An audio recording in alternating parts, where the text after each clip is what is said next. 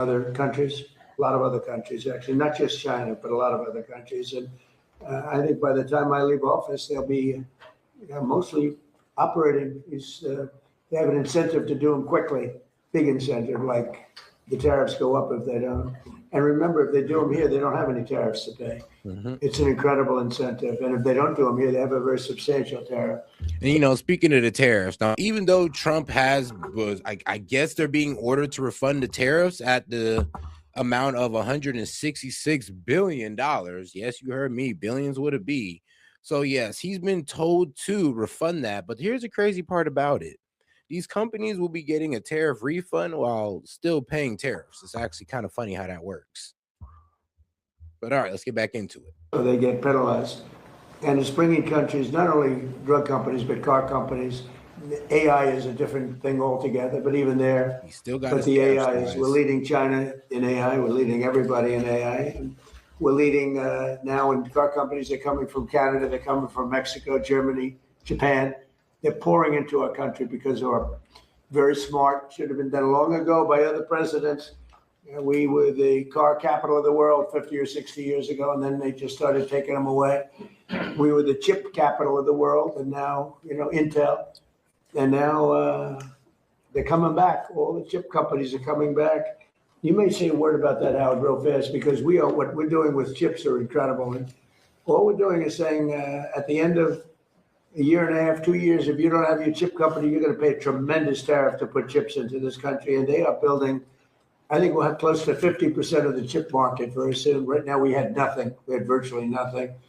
And they're coming in from Taiwan. They're coming in mostly from Taiwan because that's where chips are made. Yeah. But mostly from due to the 100% sector-specific tariffs on chips and semiconductors, a lot of these Taiwanese companies, chip manufacturing companies, are bringing manufacturing over here to America, along with the other projects that was set up during Biden's Chip Manufacturing Act. So there's those as well that's also being built as well. But like I said, Trump's sector-specific tariffs on the 100% on chips and semiconductors kind of solidified them staying here. South Korea, Taiwan, various other countries, but they're coming back to America. We're bringing them all back.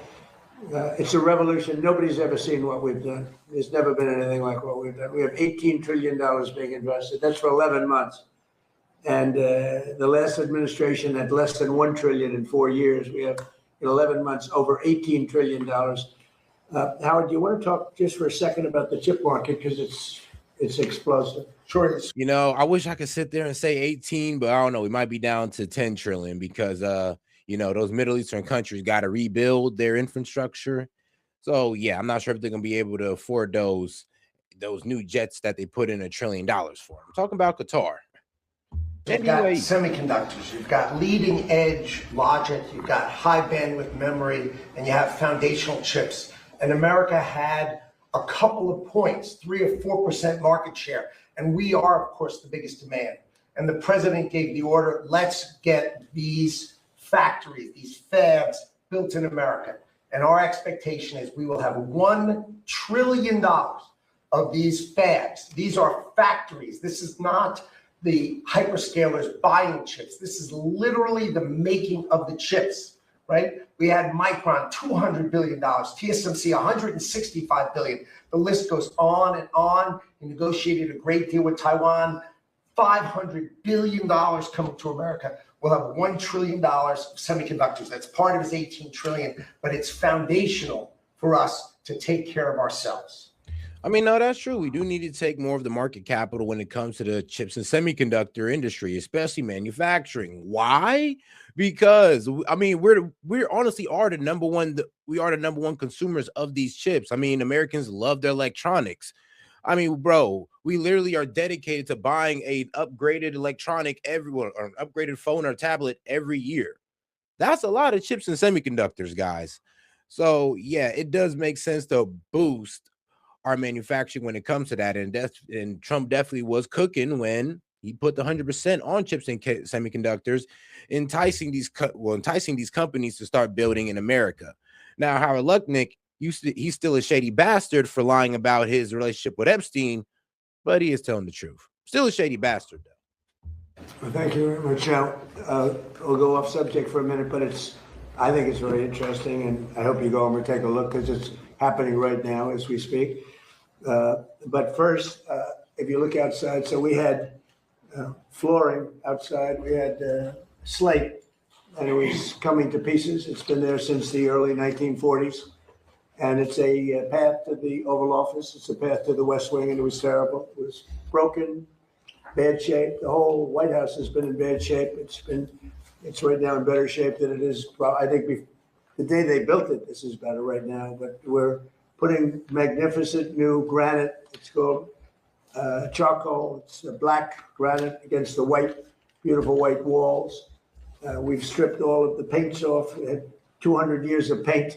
And we've redone it, and it's beautiful. And you can see the building, but you can also see the columns, everything else. But we're replacing, and they're working right outside. If the press wants to go and take a look at what they do, really pros. You see the way large slabs of everything, but it was 70 years difference. All right. Well, we're gonna get to the questions. I'm sorry, but I can't just watch Trump drone on about paint and how nice this ballroom is gonna be allegedly. So let's go ahead and get over to the questions that we all care about. He's a hard charger, and he had some conflicts with some other people, mostly as to. Make sure to double tap that screen and like the video, guys. Let's get more people in on the conversation by double tapping that screen or smashing the like button. Building and buying new ships. I'm very aggressive in the new shipbuilding, and somehow he just didn't get along with him. He's an excellent guy. I think he would have gotten along great with me. I didn't really deal with him too much, but he's a. I consider him to have done a very good job. I put out a nice statement about him. You got to get along, especially in the military. You got to get along, and some people liked him, some people didn't, and that's usually the truth about everything. But I found him to be a very good man, and I liked him a lot. How long are you willing to wait until you get a? Well, don't rush me. Don't rush me, Jeff. Guys like you want to say, oh. So we were in Vietnam like for 18 years. We were in Iraq for many, many years. We're in for I don't like to say World War II because that was a biggie, but we were 4.5, almost 5 years in World War II. We were in the Korean War for 7 years. I've been doing this for 6 weeks. And their military is totally defeated. They're outside of the look. Here's the thing: if you'd have gave that expectation that it was going to take, over a month, then nobody would be on your ass, Trump. But since you said 4 days, a couple weeks, and now it's over a month, over 50 days, yeah, people are getting a bit irritated with you. I'm being real with you. We're about to end the second month, and we're still going to be in this conflict or / war for some reason. So yeah, people have the right to be irritated, rightfully so. Wise guy ships, I call them the wise guy ships, the little boats that they have running around with guns in them. And we'll take them out too when we see them. But their Navy is gone, their Air Force is gone, their anti-aircraft is gone, all of their anti-aircraft machinery is gone. Maybe they loaded up a little bit during the 2-week hiatus, but we'll knock that out in about 1 day if they did. We've done an amazing job. Their leaders are gone. The leaders are all gone. Part of the problem is that that's why I can't really answer your question. They have all new leadership, and they're fighting like cats and dogs for who's going to control. And because we've created a real mess for them, but they've created a mess for the world over the last 47 years. They've killed a lot of our people. When you see a soldier, a young person, or now.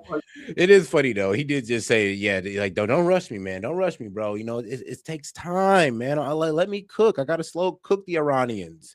Even though you said you was going to have it done in 4 days. I mean, that's the main problem here.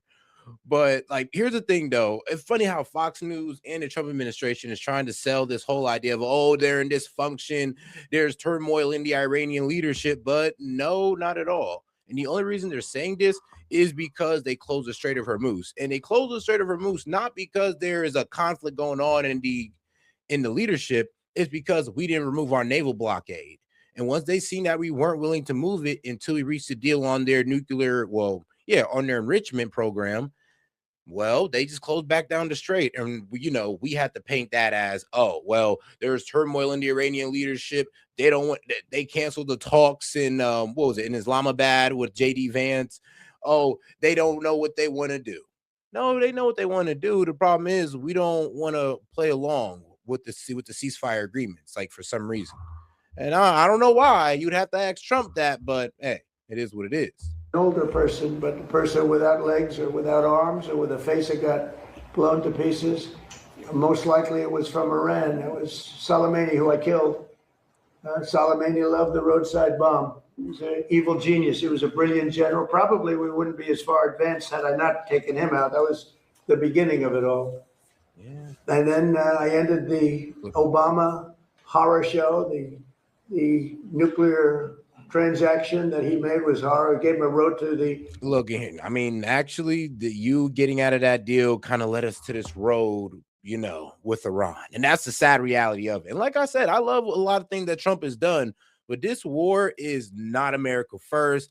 It is taken. He's even admitted that it's derailing from the MAGA agenda that we voted him in for. Remember, he didn't come in on a new war with Iran. He said no new wars, especially in the Middle East. And now we got to derail from the Make America Great Again agenda, the America First agenda for war with Iran. I'm sorry, but it's really hard to sell people on that. You call it, I mean, what the deal that he did, the Iran nuclear deal, was so bad. It gave him a road to a nuclear weapon. And I will tell you, I deal with him. You cannot give Iran a nuclear weapon. This is all about a nuclear weapon. They cannot have the nuclear bomb, and they're not going to have the nuclear bomb.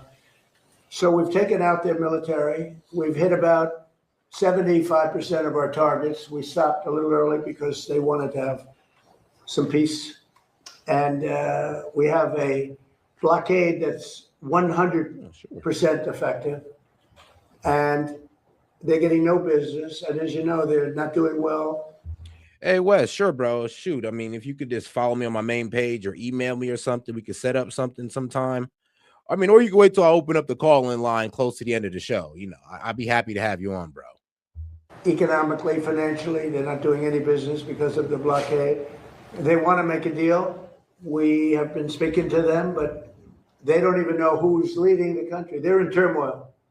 They're in turmoil. So we thought we'd give them a little chance to get some of their turmoil resolved. But, you know, I hope the fake news, people like you, I hope the fake news are going to be able to write about it accurately, because when you say, oh, they're fighting very well, they're not fighting well. They've been obliterated, Jeff. Bro, I mean, Trump, not even our own intelligence agrees with us. Bro, the what was it? The DIA, Defense Intelligence Agency, pretty much came out and said, yeah, so Iran's naval capability hasn't been decimated. Their Air Force hasn't been decimated. Oh, yeah, they still got thousands of missiles and drones. And this is coming from our own intelligence, guys. It ain't coming from Iranian media. This ain't coming from your most hated host at CNN. This is coming from our own intelligence. And then, oh, you know what else U.S. intelligence said? That, yeah, we also only took out about 33% of their missiles. Bro, they have been selling us a fairy tale when it comes to our progress, when it comes to taking out Iranian's military capability, or Iran's military capability. I said Iranian. Sorry. Obliterated. 159 ships are in the Navy. You know how many ships are at the bottom of the sea, Jeff? 159. A lot. No, he's not lying. He's not lying about that. We put a lot at the bottom of the sea, but here's the problem. They're taking over vessels and speedboats, guys. Pirates on speedboats. It's pirates of the Strait of Hormuz out here, and you want to talk about taking out their Navy, but they're snatching vessels on speedboats. Here's the thing. They really don't even need the speedboat. They can send drones and missiles into the Strait of Hormuz. And that would be a bit dramatic, but they could do it. So that's the main problem here about this war. For some reason, Iran still has control of the Strait of Hormuz. They still got their nuclear enrichment. The regime is still in place, and they are acting as one because they closed the strait because we didn't abide by our deal. What Trump is trying to paint is as if there was Iranians that was willing, and this is what he's trying to tell you, that there were Iranian leadership that was willing to allow America to block their ports, their ships, but allow the rest of everybody else to get on through. So every other country can go through the Strait of Hormuz, but Iran, because we were keeping our blockade on them. And because what Trump is claiming, there was a fraction in that. And I'm just like, no, bro. They were all in unison and they just closed it down because they're like, you're not abiding by the ceasefire. And I mean, you can agree to that or not. I'm not casting too much. I'm not really throwing my opinion in there. I'm just telling you what's happened. Now, this is my opinion. He should have lifted that damn the blockade if he actually wanted to get this ceasefire through. You know, and if you read the New York Times, the failing New York Times, subscriptions are way down, as you know. That's because people don't believe this stuff anymore. If you watch CNN, you'd think that they're doing well in the war. They're not doing well. They're getting absolutely decimated. Now, with all of that being said, I wish that was true. We'll see what happens. You have a lot of, we have no pressure. It's only guys like you with a question like that about what's your time. We've been doing it for 5.5 weeks. I'm sorry, but and let's be real, guys. You can't compare concluded wars to an ongoing war. I mean, like, well, you know, the other wars is 5, 6, 7 years. I mean, no, that's true. But this war is ongoing. We don't know when this war is concluding. And Trump, you ain't even willing to give us a timeline. I mean, your timeline's been broken like 3-4 times. So at this point, he just hit bro with the look. Trust me, bro, man, and don't rush it. I mean, that's not really building too much confidence, to be quite honest. That the U.S. now has been involved with Iran. You had initially said it would be 4 to 6 weeks. Well, I hope that, but I also took a little break. I gave them a break. And remember this. Oh, guys, let me show you a couple sources here. Oh, no, I do need a main screen real quick. God, make sure you double tap that screen and like the video, guys. I do appreciate the support here. But let's see here. Now, check this out. DIA director, so Defense Intelligence, yes, Defense Intelligence Agency Director, Lieutenant General James Adams, noted that while Iran's military has suffered from arbitration, it still holds thousands of missiles and drones. Like, yes, it contradicts the official narratives. The intelligence findings contradicts assertions from the Trump administration, specifically President Trump and Defense Secretary Pete Hegseth, that Iranian defense capabilities were entirely destroyed. So even our own intelligence is telling us that, oh yeah, sorry guys, that's not actually the truth. I don't know why Trump is telling you this lie, but I mean, maybe just making you try to feel better about this, but that's not actually what's actually going on. That's not the reality on the battlefield. So yeah, guys. And like I said, it's not CNN. It's not me. This is coming from our own intelligence. I would hope you guys would be able to, understand that without thinking that, Seth, you're supporting the Iranians. No, bro, I'm telling you what our intelligence is saying. But make sure to double tap that screen and like the video. And if you have any questions, comments, jokes, or disagreements, I'll be happy to read it out loud and engage with it. Just $2 and up, or you can send a gift to support. Appreciate it, guys. Let's keep it going. I could make a deal right now. Do you know that if I left right now, we had a tremendous success. It would take them 20 years to rebuild, but I don't want to do that. I want to have it everlasting. I want to have it where they never have a chance to get it. I mean, the way you asked that question, yeah, I did say it. I thought it would take 4 to 6 weeks, and I was right, because at the end of 6 weeks, at the end of 4 weeks, their military was decimated. So are you saying? But now what I'm doing, I can't tell you that. I don't want to put that kind of a timetable on it, but it'll go pretty quickly, and we'll have the Strait opened up. Now, right now, we have it closed. Wow. We have total. Hey guys, can you imagine showing a statement literally from the director of the DIA on the screen, pretty much verifying what I was telling you, and somebody says, the intelligence doesn't say that, when I literally just showed you a statement from the director? I mean, all right, bro. Yep. Like I said, bro, some of y'all just ain't even smart enough to have the conversation. Control of the Strait.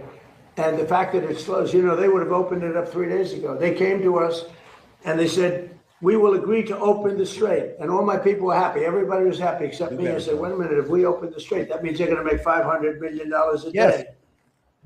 Yes, that's exactly what it was, Trump. You opened the Strait. You removed the naval blockade. They opened the Strait, and the world gets their oil. That 20% that's missing from the global supply that's making prices rise at the pump. Yes, everybody gets that back. It's going to take a little bit of time for us to recover from this price bump, but at least we'll be in the right direction.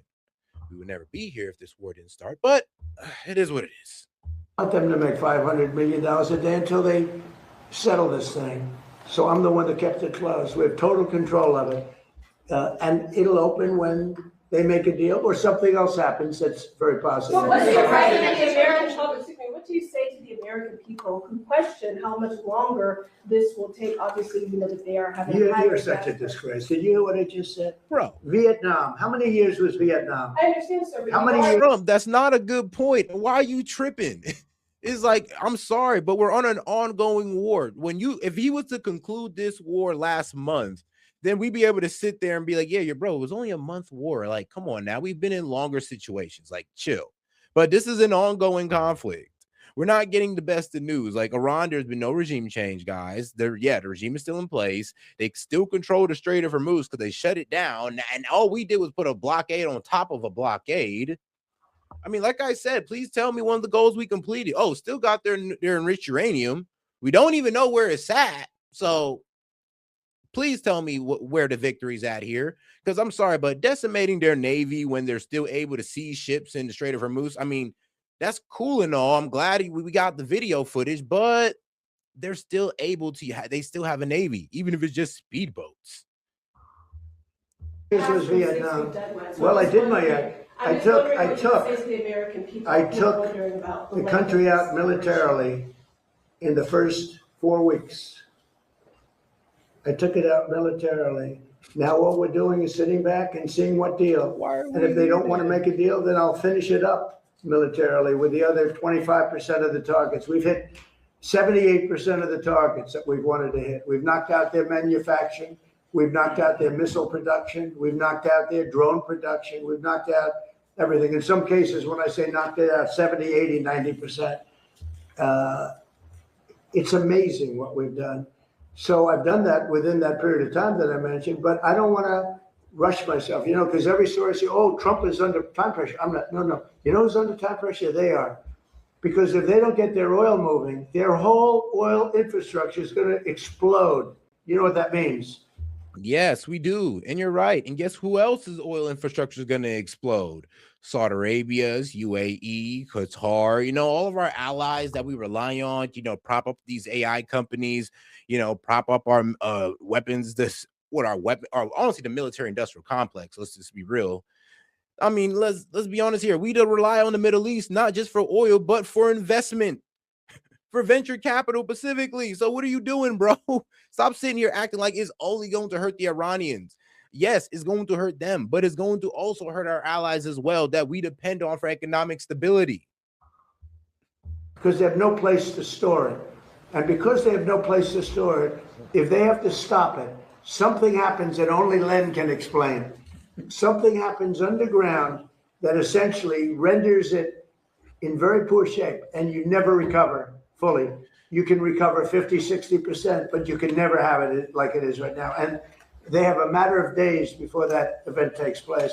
So I'm not under any pressure whatsoever. We've never had so much ammunition. Our ships are loaded. I call them locked and loaded. They're locked and loaded. They're ready to go. We have much higher quality equipment than we did when we first started the war, and or the military operation, whatever you want to call it.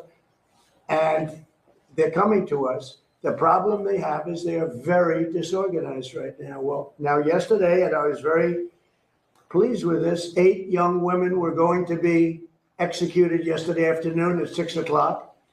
And I asked them, call it. I need to look into that a little bit more, because what I've been hearing from all over is that, one, those girls aren't real, and yeah, they're like AI generated women. And if you look at them, they kind of do look AI generated. But yeah, pretty much those women don't even exist. Favor, I call it just a moral request that they not be executed, and they came back with an answer that they won't be executed. They're going to release. It was protesting. 8 beautiful young women, very young women, and the pictures are in the paper, and it's been a story for a little while. And I saw that, and I said, let's see if we can save them. And it was very nice what happened. So they're not going to be. What they're doing is, as you know, they're releasing 4 of them very shortly, and they're going to keep 4 of them in jail for a period of 1 month and release them, so they won't be executed yet. So if you're asking for more time to sort out negotiations, I'm not asking you for more time. I'm not asking for them. No. But if you need more time, I'm not asking anybody for more time. if you need more time, does that mean Americans should anticipate spending more on gasoline for the foreseeable future? For a little while. And you know what they get how for long? that? You know what they get for that? For a little while. Iran without a nuclear weapon. That's Bruh, I'm sorry, but hey, guess what? Guess what? You know, before this war, Iran didn't have a nuclear weapon. So it's kind of crazy that he's saying, oh, well, you know what they're getting in return? Iran without a nuclear weapon. I mean, bro, we had that before. Yes. We had Iran without a nuclear weapon before this. Shit, with Obama, bro, we had inspectors on the ground. Iran didn't have a nuclear weapon. We had inspectors on the ground. They was only enriching at 3.6%. I mean, if we really want to talk about, who had Iran under a better leash, sadly it's Obama. And I hate to admit that. But let's keep it real. This is about Iran's enrichment capability. Obama had that under lock. And for some reason, Trump set it on the loose, especially with the acts of aggression from 2018 to 2020. Going to try and blow up. And if you don't know the acts of aggressions, what was it? It was putting on the sanctions back on Iran. It was making the IRGC a terrorist organization or putting them on the terrorist list, and then killing General Qasem Soleimani. And now, after those 3 acts of aggression against Iran in 2021, that's when they hit 60% enrichment. And they've had 6% enrichment, well, ever since 2021. This is why people say, oh, Iran's 2 weeks away from a bomb, or, oh, if they had a bomb, they'd nuke us today. And I'm like, well, you know, they have 6% enrichment since, I'm gonna be real with you, like they had it for like 5 years now, and they have not progressed toward the bomb. Even under Joe Biden, when their main focus was Russia and they had all the time in the world to progress towards the bomb, they still didn't do it. So I'm going off past behavior. One of our cities or blow up the entire Middle East. You want to see what shock would be? And I have to be honest, the stock market is at an all-time high right now. Right. I thought it would have been down 20-25%. You want to drive prices down? Wait, can I finish my question? Wise guy. Stock market's at an all-time high right now. I projected, and I'm pretty good at this, that the stock market, Howard, would drop maybe 20%, 25%. And I understood that. And I said, hey, it's a bad thing, but I have to do what's right for the country, even the world, because you can't have them, you cannot let them have a nuclear weapon. So the stock market, unlike what a lot of people were predicting, I thought they weren't necessarily wrong. The stock market today hit an all-time high. Hit an all-time high yesterday, the day before, and it's staying there. I thought oil would go up to maybe $200 a barrel, and oil is at a different number than anyone thought. In fact, I mean, bro, and here's the problem with Trump is saying. We was at about 67, around 67 in the $60 range of price per barrel. Now we're in the $90, $100 range. And the only way to see a reduction back in oil pricing is to get back to that $60 range there, or $60 to $70 range. And here's the problem. We're all the way up at 90 and 100, guys. So I'm sorry, but unless this war ends today, it's really going to be hard to see, us seeing lower gas prices anytime soon. And even when we've seen the ceasefire, it only went down to 80. And that's still bad, guys. I mean, people think going from 100 or 90 to 80 is a good thing. We was at 60, guys. We was at 67. You got to understand that. This country is much. Oh, make sure to double tap that screen, like the video, guys. Let's get more people on the conversation. Bye. Double tapping that screen. If you have any questions, comments, jokes, or disagreements, feel free to super chat it in or just send a gift to show support. All right, let's keep going. Lower because we have all the oil we can use. We're actually, ships are coming from all over the world to Texas, Louisiana, and Alaska. They're coming from all over the world to get oil from the United States, while this is closed, the Hormuz Strait. So if you look at what I said, I guess it was right because I said I'd have it 4 to 6 weeks, and in 4 weeks we have totally defeated that military. So right now I don't want to rush it because you guys are, trying to make us look as bad as possible. I don't want to rush it. I want to take my time. We have plenty of time, and I want to get a great deal. I want to get a deal where our nation and the world. You know the crazy part about him? I want to take my time. Well, while you're taking your time, the American people are literally suffering from higher gas prices. And inflation is actually ticking back up. It went up almost a whole percentage. It went up 0.9%, guys. We went from 2.4 to 3.3. I mean, what was it? Last year, we was at, $3.17 a gallon, and now we're at $4 a gallon, national average. So, while you're taking your time, the American people are suffering from, worse unaffordability. And that's a problem, Trump. Like, you just can't sit there and promise to have a better economy than get into a war that's making it worse on Americans when it comes to affordability. I mean, I'm gonna be real with you. The market looks great, but affordability for your average American is terrible. Is safe from lunatics with nuclear weapons. If it does go to 200, are you okay with that, sir? If oil goes to 200? I think that there's nothing worse than a nuclear weapon that takes out one of your cities or two of your cities or three. I think there's nothing worse than a nuclear weapon that's going to destroy the Middle East, including Israel. I think there's nothing worse than Europe being under attack by people that have missiles now that reach Europe. As you know, they don't reach us, but they reach Europe. But they will reach us at some time, probably the not too distant future. And this is another art. Like I said, this is why I always kind of argue on the whole restraint of Iran. I know it sounds crazy. What you mean said Iran has restraint? Well, like I said, they've had enriched uranium since 2021. If they wanted to go towards a nuke, they had like what, about a good 4 years more under Biden, 3 more years under Biden that they could have progressed towards it and definitely got to it, but they didn't. While our president was preoccupied with the whole nother situation that was going on in Ukraine, or the Ukraine-Russian war. So there's that. And also, well, now that we know they have missiles that can go out 2,000 miles, and you guys been saying that, oh, well, once Iran have it, they can't wait to start striking. Well, they have it, and they haven't struck nobody. Here's the thing. How long they had it for? Because that even goes further into my argument of them showing restraint. I mean, you're telling me they could have been start striking Europe a long time ago, and what you guys been selling to everybody in the world is that, well, as soon as Iran got it, they'll do it. Well, they got it, and they haven't done it. Unless we stop them now, I think there would be nothing worse than having nuclear holocaust in Europe, London, Paris, various places in Germany, all targeted. No, what I say is you can't let them have. I don't think it will happen, by the way. I really think we actually, it turns out that we are drill, baby, drill. And it turns out we're producing a lot of oil, and they're buying the oil. They're going to Alaska. They're going to Texas, Louisiana. And our guys have done a fantastic job. We're putting out right now more oil and gas than we ever have in the history of our country. And one other thing, there are more people employed today in the United States than ever in the history of our country.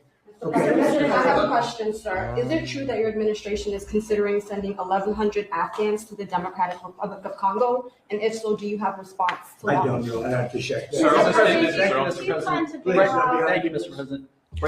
Now, if you want to know why Trump said that, it's because, well, what was Trump's approval numbers on jobs? I think it was like at 37% approval, but it was like 68% of Americans don't agree with how Trump is doing. I think on jobs, guys. I think it was only like a 35, 37 approval rate. And that's terrible. That's absolutely terrible. So I see why Trump said that, because he's like, yeah, I see what the polls are saying about jobs. So I'm going to sit here and tell you guys that, there are so many Americans employed right now. It's like we have the most Americans employed. I don't know about that, boy. Like Trump, AI is out here taking jobs, right? Companies are literally, doing mass layoffs because of AI, the same amount of AI that you guys are trying to usher in. So I don't know about that. I don't. And you might want to start talking to Elon about that universal income. And I ain't trying to sound like a liberal here, but hey, if y'all about to start snatching jobs and giving it to AI, I mean, that actually might have to be something we need to consider. News' Matt Boyle just published an interview with Greek Prime Minister Mitsotakis, in which the Prime Minister said that he's rooting for you to succeed in getting a deal with Iran.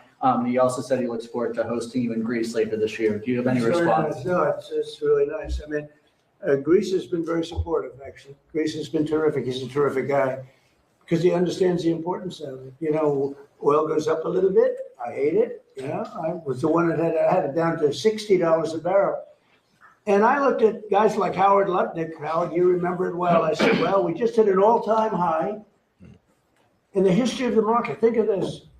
When we hit 50,000, I was told, everybody was told, when I won the election, November 5th, they said, well, during the 4-year period, it'll be impossible for the Dow to ever reach 50,000. It'll be impossible for the S&P to ever hit 7,000. Impossible. And you remember that, Howard, right? It was going to hit maybe 6, 7 years, 8 years, but I did it in my first year, hit 50,000. Now it's just about at 50,000, and S&P is higher than it was when we started. and S&P hit over 7,000. And that was before the year ended up 1 year. So I can only tell you this, it'll end. I don't think it'll be very long, by the way. They're delaying it because we don't know who to deal with. They are in, they know who the leader is in this country. We don't know who the leader is in Iran.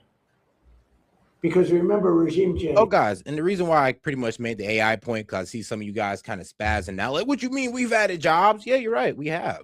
We've added jobs in healthcare, construction, transportation, like, yeah, all that good stuff. But there have still been mass layoffs that Americans are concerned about. I'm just telling you what Americans are telling me, that, yo, we're concerned about this AI. We are concerned about the data centers. They're dragging on our electricity. They're apparently like contaminating the water. And I'm be real, you're also noisy. Though I'm just listening on the complaints of my fellow Americans and telling it to y'all. I'm not sitting here saying, oh, Trump is just doing this terrible job. I mean, go ahead and look at last month's job numbers. They're great. They're absolutely great. I mean, what? The employment tick back down from 4.4 to 4.3. That's fantastic. But the AI problem is still prevalent, especially in the higher paying jobs. And that's where a lot of people are kind of sweating bullets at, when it comes to job security. Khomeini is gone. I mean, look, man, the AI ain't putting hands on stuff yet. We ain't got the robots yet. Then all those other jobs can be scared as well. He's gone to greener pastures. He's gone, and all of his team is gone. Then a second group came in, they're all gone. And now you have the third group, and they're a little concerned about being gone too. Sir, would you use a nuclear weapon against Iran? You posted on No. Truth Social No. a few weeks ago. We don't need That's it. not Why what do I it's need about. it? Why would a stupid question like that be asked? You Why would I posted use a nuclear weapon when we've totally, in a very conventional way, decimated them? Well, because pretty much there was a story that came out, pretty much a news article came out, I guess, an anonymous source, so take it with a grain of salt, that Trump was willing to use nukes. That Trump was actually asking, General Raising Cane, like, yeah, bro, give me the launch codes. Like, and Raising Cane was like, whoa, the launch codes? It ain't that serious, bro. Hold on. I'm not even gonna give you the launch codes, even if you beg me. So, and this is what the article is saying that's happened. This is what's coming out from a lot of reports. So, like I said, take it with a grain of salt, but apparently Trump wanted to drop a nuke and the generals had to stop my man. So I'm not really sure if that's true or not, but this is why they're asking that question. Without it, no, I wouldn't use it. A nuclear weapon should never be allowed to be used by anybody. No, you wouldn't think that. No, you wouldn't think that, but he does actually. He does actually have to require a general for the launch codes. So trust me, if the president could just press that button anytime they want willy-nilly, trust me, we'd be in a very difficult situation. He actually does have to get a second authorization, apparently. Which we're all very much looking forward Bureaucracy. to. Prince Harry today has said that he would like to see you do more to end the war in Ukraine. Do you But think like I said, take it with a grain of salt. But then again, I'm gonna be real with you. Even if he didn't need, the launch codes, I'm pretty sure a general would also be like, "Yo, this is just not it, bro. Don't do it. Please don't do it." So I don't know. Maybe a general can't stop him. He could probably beg him. But like I said, take it with a grain of salt. it's appropriate for a royal to make those comments ahead of the visit on Monday? Prince Harry? Yes, sir. How's he doing? Oh, he's in How's his Ukraine. wife? Please give him my regards, okay? No, I don't know. I know one thing. Prince Harry is not speaking for the UK. That's for sure. I think I'm speaking for the UK more than Prince Harry. But I appreciate his advice very much. Would you have Great invited them advice. to the dinner? To the Yeah. visit? Well, I look forward to the dinner. We're having King Charles come. He's a friend of mine. We're really looking forward to it. We've spoken, and we're going to have a great time. I tell you, if I had that ballroom built, it would be full. I wish we had more seats. They've wanted a new ballroom for 150 years. Now they're getting the best in the world. We're going to have the best in the world. But, we have a room that's not big enough to handle what would be a big crowd. But we're going to have very great people that love the UK. I love the UK. All right, no, I did have to look into that for you guys, though, because I know you guys were curious. Like, so wait, hold on, can Trump be stopped? And no, he cannot. The U.S. president has sole order to use sole order of the use of nuclear weapons and does not require the approval of a general, secretary of defense, or Congress to initiate a strike. Now, there is ways he can be stopped, though. So let's see the role of the military. While the president has the authority to order a strike, they cannot physically launch the missile themselves, obviously. The order is transmitted to the Pentagon and U.S. Strategic Command, where military officials are required to follow legal orders, though they are trained to refuse illegal ones. So that could be a scenario where he said no, send it in Central Command is like, or one of the generals like, no, we're not doing it. So they could refuse an illegal order, or they could say, yo, if you launch this missile or this nuke, it's an illegal order. So there's that. Military leaders, such as commanders of U.S. strategic commands, have stated they would refuse to carry out a nuclear strike they deemed illegal, such as the one that violates international humanitarian law. Oh, so I guess Trump can be stopped then. So, I mean, wow. It's a bit, all right. And I mean, if you're wondering what I'm reading here, guys, let me go ahead and take you right to it. So here it is, the legal check. Military leaders, such as the commanders of U.S. Central Command, have stated they would refuse to carry out a nuclear strike they deemed illegal, such as ones they believe to violate international humanitarian law. So does the president really have the authority? I mean, he has the authority to send a command, but when it comes to actually launching the missiles, it does seem that's in the hand of Strategic Command at that point, because they can say, look, bro, you be violating humanitarian laws, and we're not going to do it. And they can literally sit there and tell Trump that, and it's going to go. But in practice, the president is expected to consult with top advisors, such as the chairman of Joint Chief of Staff and the Secretary of Defense, to review strike options. But this is consolidated, is not a legal requirement for the final decision. But so, yeah, the decision for it is all within Trump's hands, but it can be stopped, well, through U.S. Strategic Command, apparently, which is, I ain't gonna lie, kind of shocking. But it is what it is. Oh, God, make sure to double tap that screen and like the video. I think they made a big mistake on energy. You should open up the North Sea in Aberdeen. You should open it up. And the other thing is they've made a big mistake on immigration. Okay. Sir, Please, what do you hope to learn from Janine Pirra's investigation into the fence renovation that you Say it did again. not? What do you hope to learn from the Janine Pirra's investigation into the Federal Reservation that you did not learn when you visited the site yourself? Well, look, you know, the Federal Reserve Building is a small building. They're going to be in there by the time it opens, in my opinion, for $4 billion. I built a hotel down the road for $201 million that I believe is bigger than the Federal Reserve Building. $201 million. And the ballroom, I'm going to have the ballroom from $300 to $400 million, depending on finishes like marbles, the quality, the quality finishes. We'll go top of the line. But that's a much bigger project. When you look at the fact that they've taken this beautiful building and destroyed it, they've taken down the beautiful ceilings with eagles. I ain't gonna lie, guys. For what I just read,